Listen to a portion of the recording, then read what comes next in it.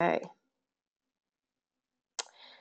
Well, g'day everyone, or should I say good evening. My name is Danica Tanya, and it is my absolute privilege and pleasure to be here with you tonight.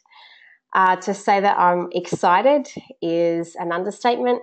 To say that I am a little bit nervous, that's also a bit of an understatement. But I am just so overjoyed to be here with you, and I was staggered at the response on Facebook, and I just want to say a really big, heartfelt thank you to everyone. You've just I was a bit unsure about how this would be received, and you've all filled my soul 10 times over. So thank you for what you've done for me. Now, I am sitting here in my gym gear because my philosophy is real, raw, honest, and I just really want to share this with you. For those of you who are joining who might have been told to jump on here because a friend told you it was a good idea, I just want to acknowledge you guys because you trust your friends and you're here now, so thanks very much. A little bit about me. So my name is Danny. I've been a clinical and sports dietitian for the last 10 years. And it's been my absolute passion and joy, and I suppose a bit of a baby of mine, as I have evolved and watched the science evolve and have grown as my own knowledge for not just clinical dietetics and being a dietitian is concerned, but really priding myself on a very holistic view of nutrition, and also the different therapies and the different how we can all work together to bring things like naturopathy, Chinese medicine, Western nutrition. They're all based on some sort of evidence, or the fact that they, all applications work, and I really do believe that they can all be brought together. What drew me to nutrition and to sport was that I always cared about impacting. I always wanted to help people, and I always wanted to make a positive impact, just even if it was in one person's life. That was awesome for me, and if I could do it for lots more people, and that's really awesome too. But nutrition, I saw, was a really great way of being able to improve someone's quality of life and to really help them to live their best life. And about 3 years ago, I came across a nutritional cleansing company that really opened my eyes and my radar, and it reignited my love for all things nutrition, not just dietetics. But we're not here to talk about that tonight. I really want to share a couple of things about nutrition and give you a whole lot of value and a whole lot of information, and share what this new project of mine, or where it's come from, what it's all about, and why you're listening in. My earliest memory of this kind of responsibility, or this need to share truths with the world and be, I suppose, a nutritional authority. I remember I was 11. I grew up as a dancer I was dancing from about 4, and I literally hit. We were at the ballet bar, and I remember my friend, it was at that age where your bodies are changing, and so I remember my Russian ballet teacher turning to, or saying something to my friend Sarah, who was in front of me at the bar. And, she said something along the lines of, you're getting a bit curvy, you probably should cut out dairy.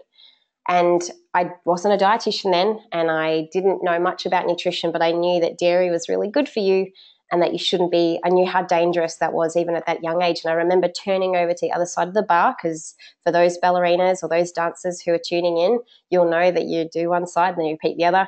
And I remember turning to her and saying, "Sarah, don't cut out dairy. It's too good for you. Don't do it." And so I really remember that as clear as day. So it's really bizarre, and I think I was trying to work out why I was so nervous for tonight, and I think it's because I've spoken to audiences of a couple of thousand people, but this is a little different because I know there'll be a lot of you. There's a lot of you watching in live, and I just keep watching the numbers grow, and which is really exciting. But I can't see your faces, and I just have no interaction. So you can see me, but I can't see you. So what I'm going to do is, if over the course of this next however long we're together, 45 minutes or so, I would love you to just give me a bit of love when I ask you for it. Tell me if you're loving what I'm saying, if you're vibing. Just hit yes and let me know. Let me know your thoughts, because it's really great feedback for me. So like I said, this is going to be a really honest, peeled back, stripped back, no BS, because that's my kind of thing. Now, for those that know me and have seen me present before, you'll know that I can have a potty mouth, and that's because I worked with AFL athletes, or at least I'm blaming this on them.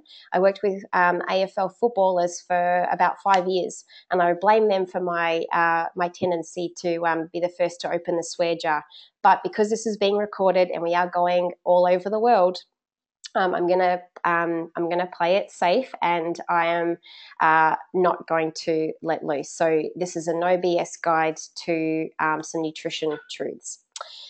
I do have a special gift for everyone listening in live who's made the effort, and also to those who didn't make it quite on the starting time, or just didn't quite get in the online spots. So everyone who will be listening to the recording will also have access to this gift as well. So you'll have to stay tuned, and you'll have to listen right to the end for me to give that away. And what I'd love most for you guys, before we kick this off and before I sort of reveal everything that I want to share with you tonight, one of the things that I would love to do is I want you to just think about if there was one thing that you wanted to clear up, if there was one thing that you really wanted to know about nutrition or food or ingredients or additives or whatever it is. Think about that right now. And in a minute, I'm going to get you to post it in the chat box. So for those of you who've never been on a webinar before, I just want you to go over to the right. There's a little chat box. You should see it. And I would love you to just enter whatever your questions or comments are. Or is there a lot of questions that keep coming up for you and you'd love to know how to answer them? So this is something that I would love to know, just so that I really want to know what I have in store. I feel like I'm very excited about, but it's no use if you're not excited about it either, and if it's not relevant. So I'd love to make sure that I'm right on task. So with that being said, I'm going to turn off my webcam, and I'm going to, so bye for now, you'll see me at the end, and I'm going to share my screen. Oh.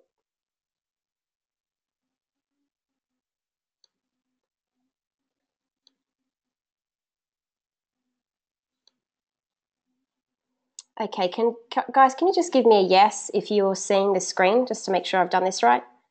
Can you give me a yes?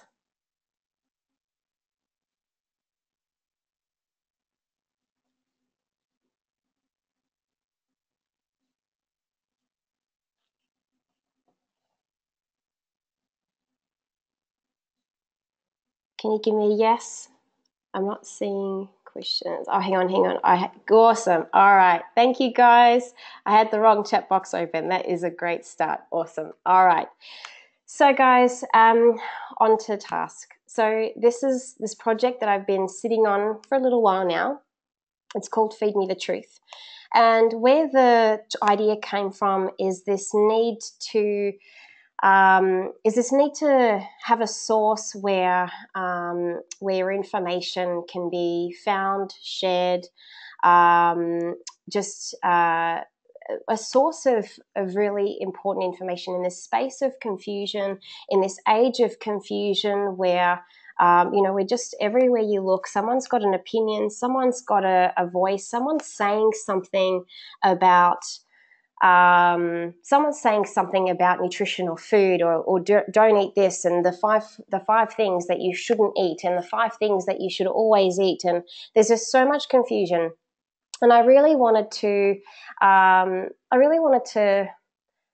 make a stand on that. I think that's probably the right way of talking about it, and really be an authority around nutrition, around the truth, and really separate the fact from fiction.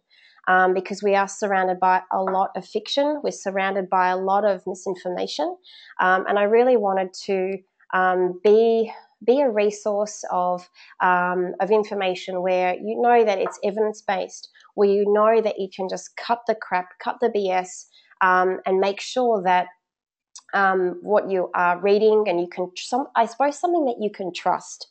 Does that sound like that could be a really good thing? Would you just type yes in if that would be something that would be really useful right now for you? Awesome, guys. Lots of yeses. Oh, it's so great to see so many of you. Oh, I love you all. Thank you so much. Perfect. Okay, great. So what's it all about? So it's really about giving people access to evidence-based nutrition. We'll be discussing, popular and controversial topics in health and nutrition. I'm looking at, we're going to bring in health professionals and from all aspects of holistic health to make sure that there is lots of different opinions and lots of different ideas and answers and science being covered. So this is what's to come, what you're going to see from me, and I'm making a commitment to you here, going first, and I suppose leading this charge. And this is really my attempt to make sure that we are a voice, that we are able to stay up to date on the latest in health and in food and in human nutrition, that spans right across macronutrients, additives, ingredients, food trends, fashionable foods, fads, everything right through to botanical ingredients, and different holistic approaches to and how things like spirituality can impact on health, and how and that mental health kind of space. So I hope that guys, again, I'd love to hear if that's something that you think would be really useful. Please type away, let me know. Oh, I got a smiley face. Thanks, Elaine. Thanks, Katrina. Love it, guys. Thank you so much. Oh, thank you. Thank you, Mark, Leonie. Awesome. This is so cool. Awesome. I got a...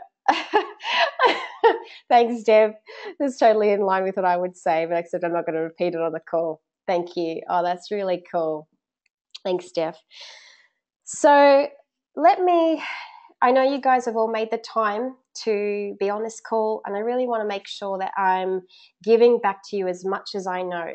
Now, I'm feeling so excited. I feel like this is for the last 3 years, I've not known how to combine this kind of world of nutritional cleansing with the ability for me to bring my skills to the table and really impact so many lives. And also in doing that, if I can help you guys help more people, then that's a win-win, right? So I feel like I'm kind of figuring this thing out as we're going along. So what I'd love to share with you tonight is part of the early stuff that you're going to see from me is going to be around debunking some really food myths and fads and things that you're seeing a lot about and probably have a lot of confusion about. Actually, and before I announce that, could I just have so I got you guys to think about a question or something that you really wanted to know. So actually, I've got Bubs, thanks so much. So she said carbs at night. That's a really great question. Guys, now is the perfect opportunity for you to write a question or a topic of something that's been bugging you that you'd really love to know the answers to. Now would be a really great time. So hit me. Yep, there's a few coming through. Yep, awesome. Coffee, fruit, grains, awesome.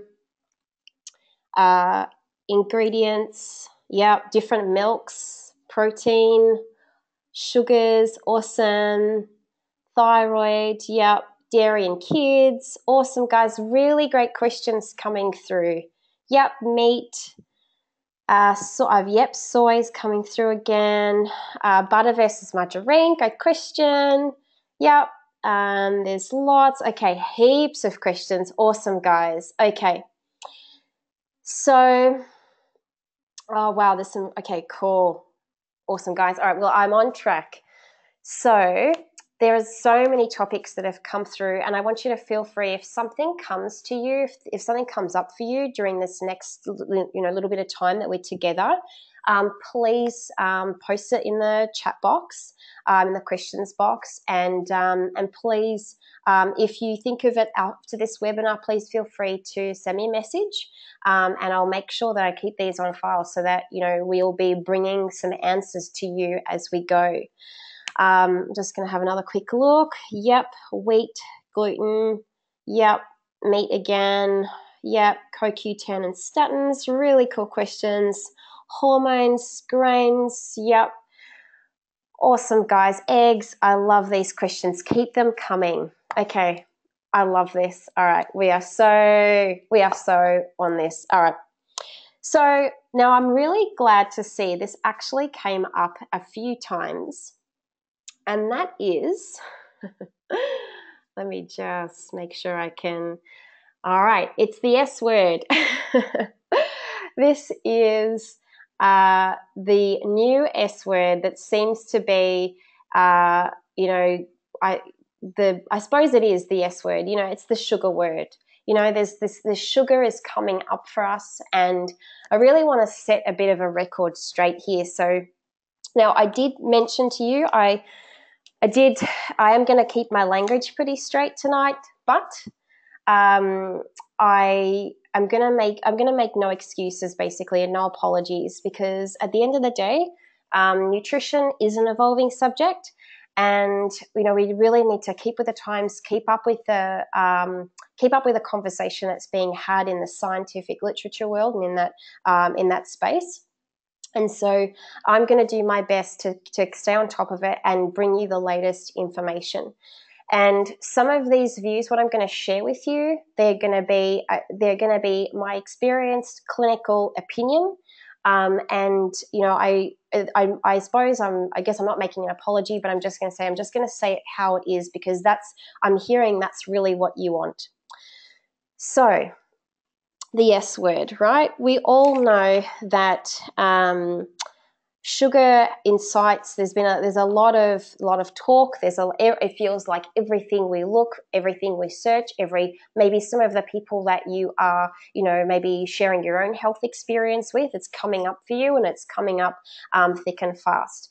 So what I'd love to do is shed a little bit of light on why that is the case, why sugar is so emotive, how it's come to be, what the truth is around that, why, what we should be doing, and hopefully I can cram all of that into the space of the next, little bit of time.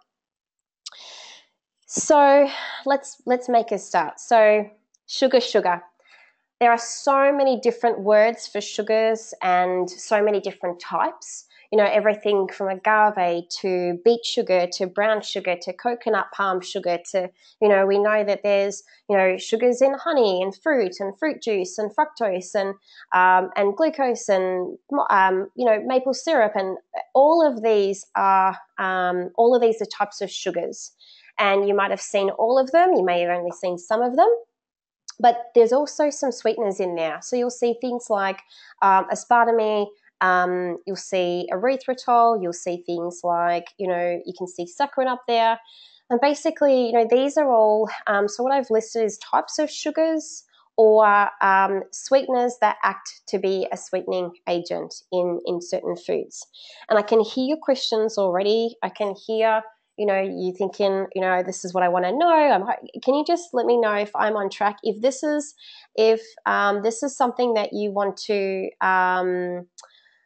know about, or you've been really confused about, can you just type yes if this is something that you've been really confused about for a little while and you'd love to know? I'm getting some yeses through already.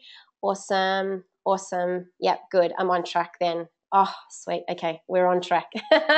Yes, Natasha says thank you. Awesome. All right. So this is really cool because it means I can't see you, but I know I'm on track. That's really cool. I can see you all nodding at your desk, or maybe you're watching this on your phone. So lots of different types of sugars. I'm going to try and debunk some of the things that may be confusing you. But first, before I go into this, I just want to talk a little bit about there is some confusion, and there's I want to paint a bit of a picture for you, because I feel like what you're hearing and what you're seeing and what's actually happening is a little bit of a mismatch. So there was an Australian health survey done in 2011 across 2012. And this now, for our global viewers, you'll have to bear with me because I'm going to talk predominantly about Australians, but I'm going to give you some global figures as well. But in Australia, that, you know, all we're hearing about, actually, before I give you some of these answers, can you tell me, guys, can you just tell me what you think? Do you reckon sugar intakes have increased? Do you think tell me if you are, what are you hearing at the moment? What are you hearing about sugar? What are you concerned about? What's worrying you? What are you hearing about? Yep, hidden. Yep, massively increased. Yep, increased and it's bad. Yep, definitely increased. Yep, leads to diseases. Yep, too much. Yep, hidden. Yep, only 7 teaspoons per day. I think that's what Katrine said. Yep, okay, so it seems, so the intake is on the up and up. Awesome, guys. Okay, great answers. So, and there's a lot of confusion, definitely, Ellie. Yep, lots of confusion. So sugar and fruit confused with, you know, other types of sugars. Absolutely, it's addictive. Yep, absolutely, guys. So, now, would you believe it that what those answers are a result of is actually people, is actually our exposure to the media. So the actual truth is that total sugar intake has actually reduced since the 1995 National Health Survey that was completed. So comparing the 1995 data to the data that was collected in 2011, 2012, sugar intake has actually gone down. And this was really surprising because all we seem to be hearing about is that, you know, sugar is on the, you know, we're eating too much sugar and rah, rah, rah. And it's like, it's all about how we have too much, we've got to cut back, you know, got to watch the sugars, and everyone's really scared, everyone's really confused. And sugar, like I said, it's like the new S word. It's like the word that you just don't talk about. Would you also believe that total carbohydrate intake has actually decreased in Australia since 1995? So again, so we're eating less carbohydrate-based foods, and that includes things like donuts, pastries, those kind of processed foods. So the message is getting clearer. What is going wrong? What are we not hearing about? Now, the other thing that is really interesting is that the calories from, or the total energy from sugars has also decreased since 1995. So what is happening at the moment is that there is this, what we are hearing about and what's actually true, there's a real mismatch here. And so, and I get really fired up about this because it's people that are non-nutritionists that have an opinion, and we'll get to that bit in a second. I guess I'm jumping ahead a little bit, but I do get really fired up about this. And the thing that we don't hear about is that we are actually seeing a greater percentage of calories coming from alcohol that has actually increased since 1995 to 2011. So, and this annoys me even more because the calories that we get from alcohol are higher than what we actually get from sugar. And so please don't hear me wrong. I'm not saying that it's not a good idea to reduce our sugar intake, because it absolutely is.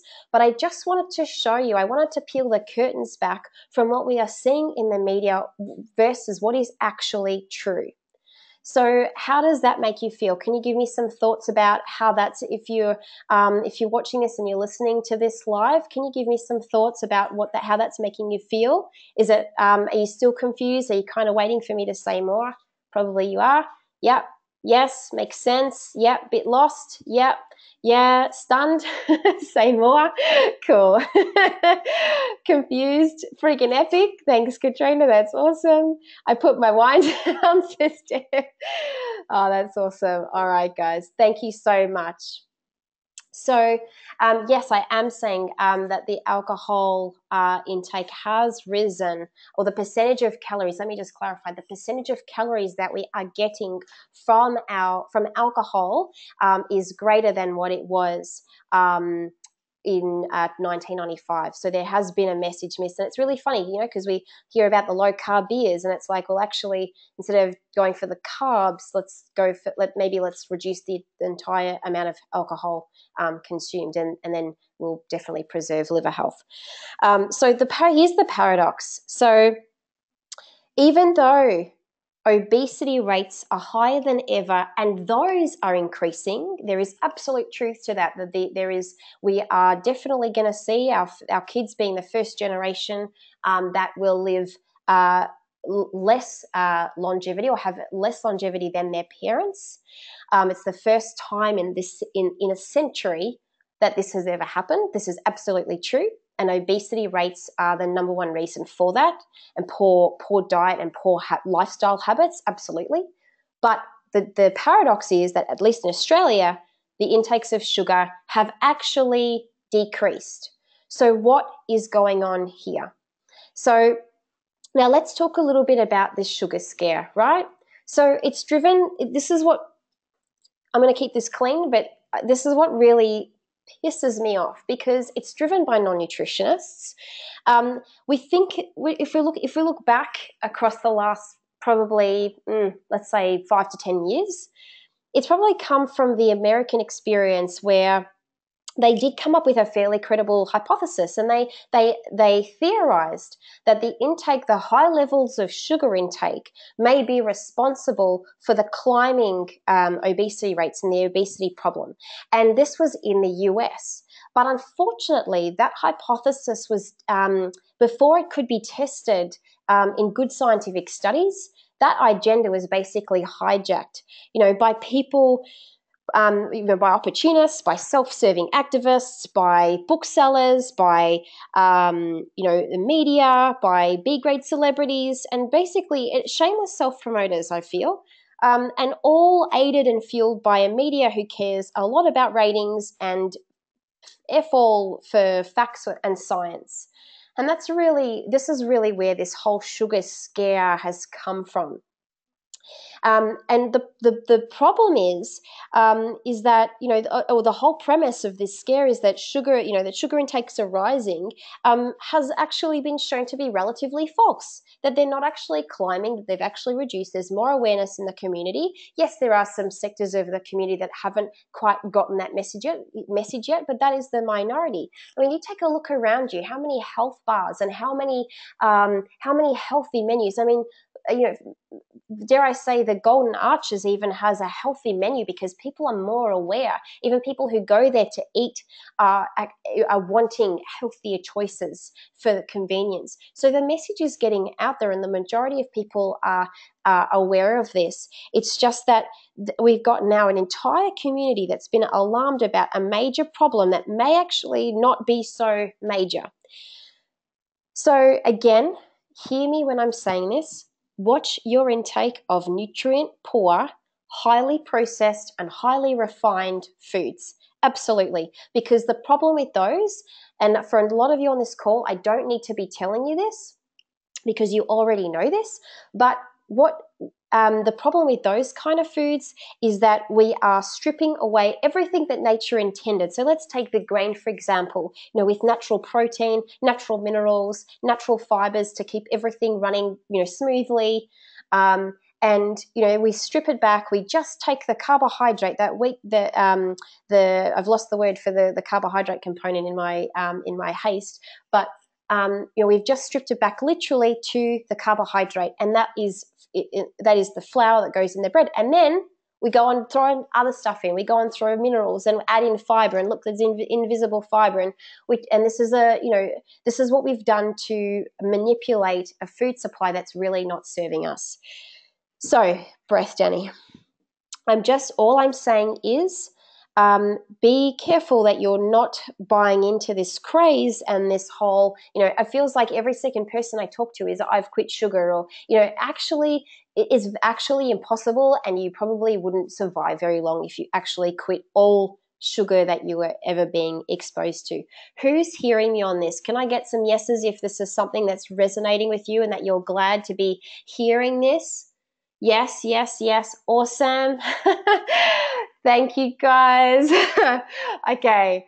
Awesome. Awesome. Oh, I love it. Thank you. I love it, guys. Thank you. I know, completely bananas. I know, Katrina, totally. Right. So, I suppose the thing that concerns me most, and you've heard me say this now, is that, most of these non-nutritionists, they're not trained to be able to understand that a sizable portion of our nutrient-rich fruit, vegetables, dairy products, and grains actually contributes to some of our sugar intake and is actually good for us. And from looking at this, being holistic, I promised you I would be holistic and bring in other facets of nutrition that wasn't purely, dietetics, because I feel like that's really missing. It's kind of, when I look at what's out there, it's either like, it's just dietitians, having a slander at things, or then it's, holistic minded, or, well, maybe I shouldn't say holistic, but there's some random, let's be kind here, but random health professionals that are talking about, that have got dodgy qualifications, that are talking about cutting out whole food groups, which isn't good either. So I want to meet in the middle, because I think both parties have valid points. I just don't think there is a need to be extremist about either side. And so let's come back to this. Sorry, I'm going off on a tangent. But from an Ayurvedic perspective, let's talk about this. So the sweet taste is one of the 6 fundamental tastes and provides nourishment to your body. It also provides nourishment to your mind and spirit. So, and let's bring it back to a clinical level now. Your brain, your nervous system, and your kidneys actually prefer to run on sugar. So the actual glucose molecules that it can get to function, period. And every cell in our body actually requires, I think someone actually said this in the comments, every cell in our body actually requires sugar in the form of glucose for its basic metabolism. So this is really important to understand. And it's so great to hear that some of you are already on that and are getting it. Actually, if I'm honest, probably most of you knew that. But the problem is, because it is so nourishing, people tend to crave it, especially combined with other macronutrient deficiencies. But that's several other topics for another day and another webinar, or several other webinars. But of course, we know that eating too much sugar can bring you out of balance. And lead to obvious health issues, things like diabetes, things like heart disease, liver disease, and even eye conditions such as macular degeneration. There's links to having large amounts of sugars and having high GI, so high glycemic response. And for those of you who may not be familiar with the GI or glycemic index, it's basically a way of being able to rate your the appearance of glucose into your bloodstream as it's being digested from the gut. So that in a real crude kind of way of explaining it, that is what the glycemic index is. And so things that have a low GI are very favorable because obviously, there's a very graduated response and a very graduated delivery of this basically life-giving nutrient, which is a little bit of glucose delivered over a longer period of time as opposed to all at one hit. And there's questions around, insulin sensitivity and insulin problems or hormonal problems where it's just not responding, and that's obviously where diabetes stems from, where it's this inability for insulin to do its job. So what you're probably thinking now is what sugars or sweeteners are best? Would I be on the money with that? Can you give me a yes if I'm on the money? Yep. Awesome. Okay. Yep. Awesome. Cool. Alrighty. Thank you so much. Thanks everyone. I love being able to, yeah, I'm on the money. Thanks, Taryn. Thanks, guys. All right. So let's move on. So let's talk about for me to actually be able to answer that question, let's look at how our body actually metabolizes the three main forms of sugar. So those three main sources of sugar are glucose, fructose, and sucrose. So let's talk about glucose. So glucose is also known as dextrose. So it's the most basic sugar molecule and the body's preferred fuel source.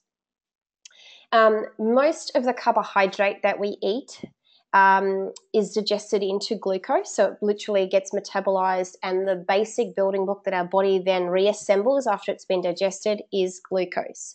Our body then either immediately uses it as energy, or it's stored in the muscle and then the liver for later use.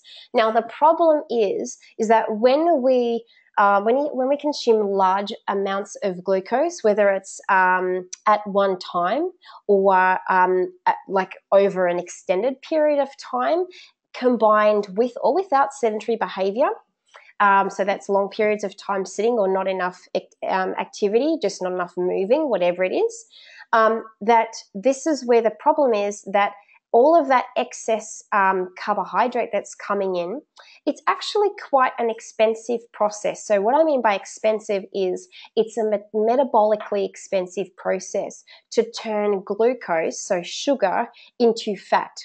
It does happen, but it uses up about 30% of the energy that we actually derive from the carbohydrate or the sugar itself to actually turn it into fat.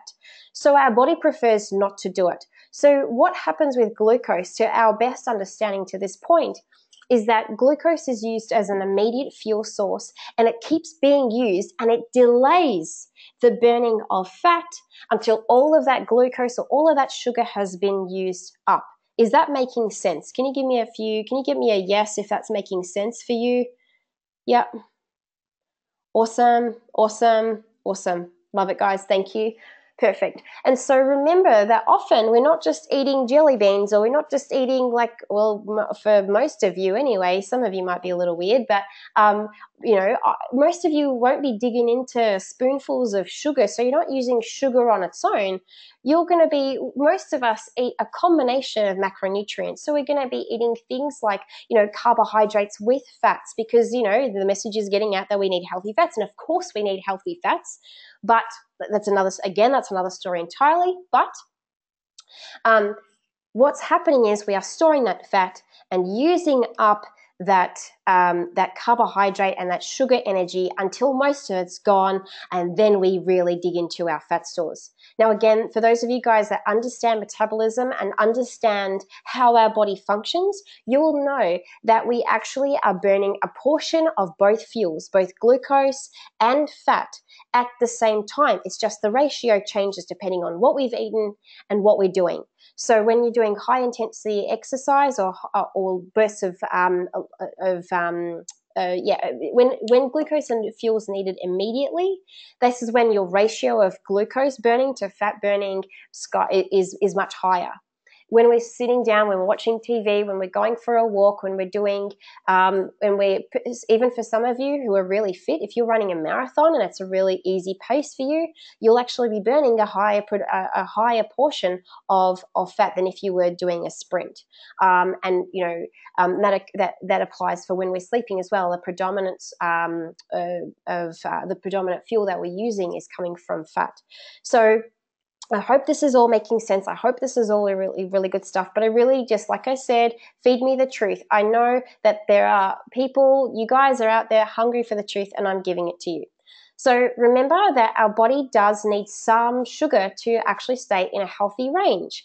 And insulin regulates these levels. But as I've been saying, when we eat the wrong foods, when we're doing the wrong things, when there can be hormonal imbalances, there can be, too much sitting. And there's actually been a study, again, this is another topic entirely, but while I'm on my rant, it's like there is actually a study that proves that no matter what you do, even if you are eating well, eating clean, eating the right foods, eating the right balance of macronutrients, healthy fats, sugars, you're doing it all right, you're having all these supplements, you're doing everything, that if you have long periods of time without moving, so if you're sitting at a desk for 4 hours and then you get to lunch and then 4 hours and then you get and sit in the car and you drive home, long periods of sitting has actually been is correlated with higher risks of what's the word I'm looking for? Basically, non-communicable diseases. So those lifestyle diseases, so heart disease, diabetes. So bottom line is moving helps our body to work because I won't go into it, but basically I just think there's so much more to this than just the sugar is bad story. Are you hearing me? Can I get a couple of yes? It's all making sense. Awesome, Nikki. Yeah, awesome. Can you give me a few yeses? Yep, I'm getting some yeses through. Awesome. Thank you guys. Right. So let's move on to the next sugar. So now fructose is another simple sugar molecule. So it's basic. It's a 5-sided chemical sugar. It's found naturally in every fruit you can get and also in honey, and is different from all other sugars, so different from sucrose and glucose because it has a very low GI. It's got a GI of about 19, which means that it doesn't spike blood sugar levels. It's sweeter than glucose or sucrose, and in fruit, it actually serves as a marker for ripeness and also for nutritional density. So in our hunter-gatherer days, when we would pick a fruit and it would taste sweet, that would be a sign that it was ripe and it was good and it had a lot of nutritive benefit. Various processed sweeteners such as agave nectar and high fructose corn syrup may contain varying amounts of fructose, so they'll provide a sweet taste and calories, but actually contribute no nutritional value. And I feel like fructose is like the new F word. If sugar is the new S word, fructose is the new F word, because fructose has received its fair share of bad press. It's been suggested that fructose is stored as fat and is metabolized differently to other types of sugar.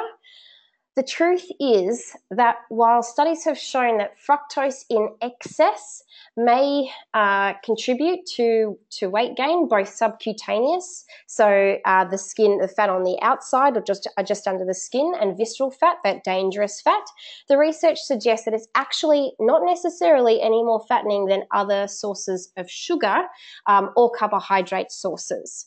And when fructose is present in smaller amounts in meals, well-designed controlled studies have actually shown that it can be more supportive than any other sources of carbohydrate for helping to maintain blood sugar control. So what that means is that we are not hearing the truth about fructose, and fructose definitely feels like an F word.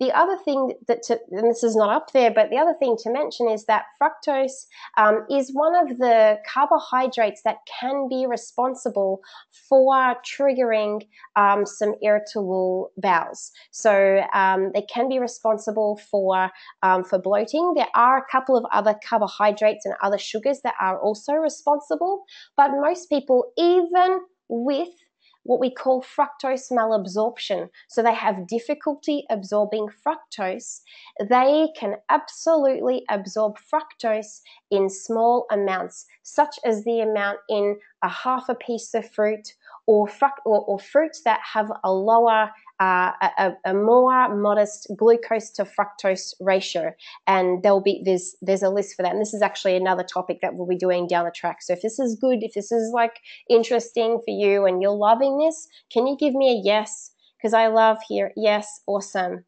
awesome. Yep, perfect. Thanks, guys. Awesome. So now remember. So we're going to talk a little bit about sucrose, right? So sucrose is a combination of glucose and fructose, and it's found in table sugar. So it's made from sugarcane or sugar beets. Often this is a European thing. And really when you eat sucrose, all you need to know is that your body breaks it down into fructose and glucose. So it's basically table sugar. This is what you need to know. Now, I could have gone on. There are so many things that I haven't spoken about. I just want to share this one thing, because I'm totally aware of the time, and I I thought this would only go for about half an hour, but clearly I forget that when I start talking, I get really fired up. And so, like artificial sweeteners, so these are things like sucralose. You might have seen it as aspartame, you might have seen it as saccharin sodium. So they derive their sweetness from chemicals, and while they may be low or no calorie, they have absolutely no nutritional benefit, and they should actually be avoided. And recent studies show that artificial sweeteners may actually lead to an increase of obesity and diabetes, which, surprise, surprise, is the very thing that they were designed to avoid in the first place.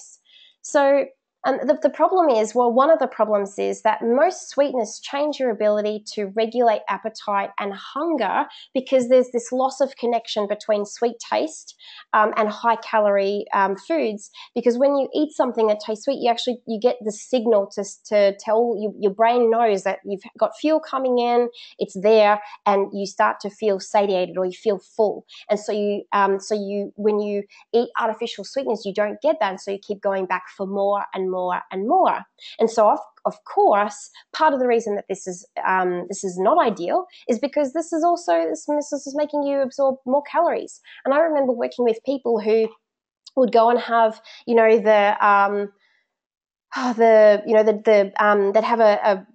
I don't want to mention brands here, but they would go and get a watching weight meat pie and eat two, because it was watching their weight. It was a healthy brand, but it really, if they just had one of the good old humdrum 4 and 20 where they were satisfied with one, then they wouldn't have gone back for that second one. So is this making sense? Can I get a yes? If this is making sense, don't give me a yes if this isn't making sense. Awesome. Oh, love it, guys. Thank you so much. I love it. So the truth. So let's round this out. What's coming? What's happening? Let's get to the point. So too much sweet food in any form will pull you out of balance. And of course, it doesn't take a genius to work out that eating more food of any kind than you need will push your body into storage mode and create a variety of health issues.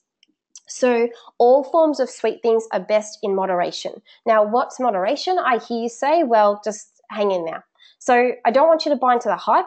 And always, always, always question who is speaking and what their bias or their motive may be. So are they trying to sell something? Are they trying to push something? Are they saying one thing against something because they want to sell something else? So really watch out for that. So these are my tips. So enjoy dessert as an occasional treat. So really take the time out to be mindful about what you're eating and have something that you really enjoy, that you really love. Limit or avoid sweetened drinks in all forms. And this includes adding sweetness to your healthy teas. Drink water. And if you need to, I always get, but I don't like the taste of water. Well, you can learn. And you can also do things like adding mint leaves, whole chunks of, fruit or berries, or sliced cucumbers, or, try. There are so many good natural herbal teas on the market that have a natural sweetness to them. So, and also, I know a lot of you guys, because I know a lot of you who are on this call, and, as you reduce the amount of added sugars that you consume, you'll have noticed that you'll need less to appreciate that sweet taste. So give me a yes if that's happened for you. If you've gone from, loving, like being a real sweet tooth to being able to have less sugar and less sweet things. Absolutely cool. So it's not just me then. Awesome. So I promised you guys a free gift for everyone who stayed on the line, and this will also go out to everyone who's watching the recording. I've got a free gift for you all. So it's a free copy of Sugar Sugar. So it's an honest, real guide to the sugar story. It's got clinical citations. It's all sugars explained. It's no guesswork. So would that be a good thing? Would you all like to have access to that? Awesome. Cool. Cool. I thought you might like that. Awesome, guys. All right. Cool.